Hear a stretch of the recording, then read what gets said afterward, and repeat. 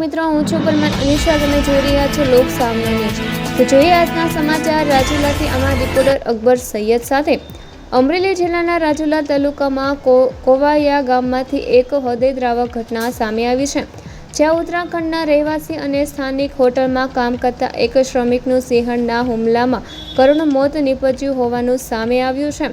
મળતી માહિતી મુજબ ઉત્તરાખંડના રહેવાસી પ્રકાશચંદ્ર નામના વ્યક્તિ રાત્રિના સમયે પોતાના વતન જવા માટે નીકળ્યા હતા.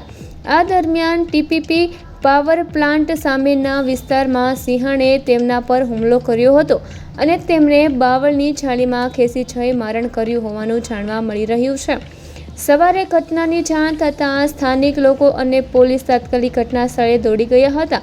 મૃતકના શરીરના અવશેષો અલગ અલગ જગ્યાએ મળી આવ્યા હોવાનું પણ જાણવા મળ્યું છે. ત્યારબાદ મૃતદેહને વધુ કાર્યવાહી માટે સિવિલ હોસ્પિટલ ખસેડવામાં આવ્યો હતો, જ્યાં મોટી સંખ્યામાં લોકો ઉમટી પડ્યા હતા. ઘટનાની જાણ થતાં વન વિભાગના અધિકારીઓ, એસીએફ તેમજ આરએફઓની ટીમ પણ સ્થળ પર પહોંચી હતી અને સમગ્ર મામલે વધુ તપાસ હાથ ધરી છે. વિસ્તારમાં અગાઉ પણ સિંહોના હુમલાની ઘટનાઓ સામે આવી ચૂકી હોવાથી સ્થાનિકોમાં ચિંતા વ્યાપી છે. તો ફરી મળીશું એક નવા સમાચાર સાથે. ત્યાં સુધી જોતા રહો લોક સામના ન્યૂઝ.